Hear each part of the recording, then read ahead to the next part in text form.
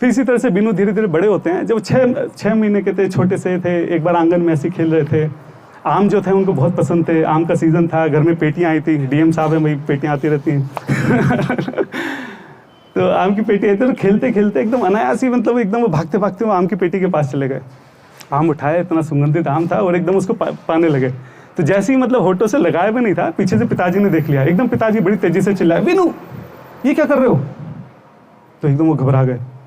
अरे अभी तो आम आए हैं, अभी तो भगवान को भोग नहीं लगाए, तुम इससे पाने का सोच भी कैसे सकते हो? तब जो वो छोटे से बिनू थे, उन समझ गए कि उनसे बहुत बड़ा अपराध हो गया है। मतलब ऐसा कैसे संभव है कि किसी एक चीज़ को पाने में वो इतने उतावले हो गए कि बिना भगवान को भोग लगाए वो पाने लगे, भगवान का स्मरण उनके यहाँ से हट गया। तो समझ गए कि उनसे बहुत बड़ी गलती हो चुकी है। पिताजी के पास जाते हैं, नीचे बैठ के कान पकड़ के उनसे माफ़ी मांगते हैं।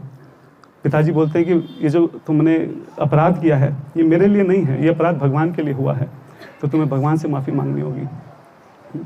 अब आप सोचिए कि सोचने की बात है कि हम सब लोग भी कहीं ना कहीं कई बार ये गलती करते हैं कि बाहर से कुछ आता है या घर में कुछ बनता है, स्पेशली जो नए नए भक्त जुड़ते हैं वो इस बात की शायद उतनी इंपॉर्टेंस नहीं समझते कि भोग लगाना जो है वो कितना ज़रूरी है, प्रसाद ही पाना कितना ज़रूरी है।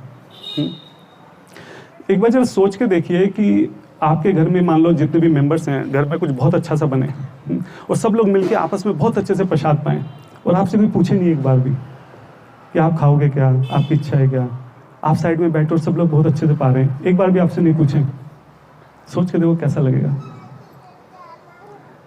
तो अगर हमारे घर में कुछ बनता है या बाहर से कुछ आता है और हम भगवान जो हमारे घर में हमारे ऑल्टर में हैं, एक बार भी हम उनसे पूछें नहीं, अपना चुपचाप उसको पालें, और भगवान दूर से खड़े हुए देख रहे हैं कि सब लोग आपस में बिजी हैं, सब लोग आपस में खा रहे हैं, किसी को मेरी याद नहीं आई, किसने एक बार मेरे से पूछा भी नहीं।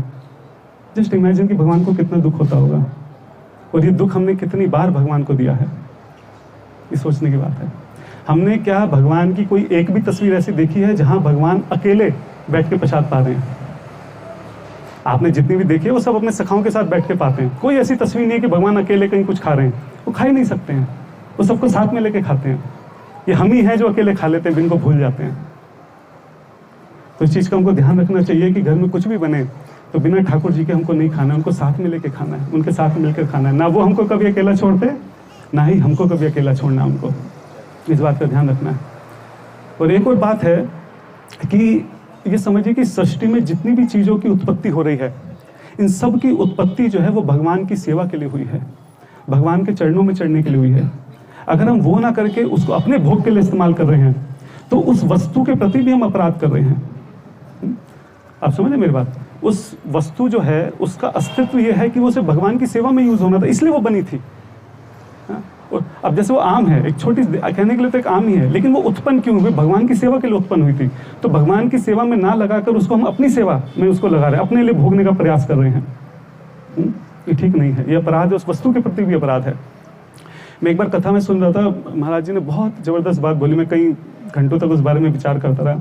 उन्होंने बोला जब हम प्रजल्पा करते हैं ना, इधर उधर की बातें करते हैं भगवान से संबंधित जो नहीं है, तो जो शब्द हमारे मुंह से निकलते हैं वो भी क्रोध की अग्नि में जलते हुए हमारे मुंह से निकलते हैं। जो अक्षर हैं वो अक्षर भी हमको पाप देते हैं, मतलब श्राप देते हैं कि हमारा उपयोग जो है भगवान के गुणगान में हो सकता था, हमारा उपयोग जो है भगवान के यशगान में हो सकता था। और तुमने क्या किया हमारे साथ? हमारा पूरा अस्तित्व खत्म कर दिया। हमको इस फालतू की बातों में लगाकर तुमने हमारा, जिस वजह से हमारी उत्पत्ति हुई थी, वही खराब कर दी। मैं यहाँ पे बैठ के बोल रहा हूँ, मैं खुद भी अपराध करता हूँ, लेकिन मैं एक अपने लिए भी ये बात बोल रहा हूँ कि हम सबको समझना चाहिए कि हर एक चीज़, अगर हम कुछ शब्द भी बोल रहे हैं तो प्रयास ये रहे कि उन शब्दों का इस्तेमाल भी जो है केवल भगवान के गुणगान के लिए हो।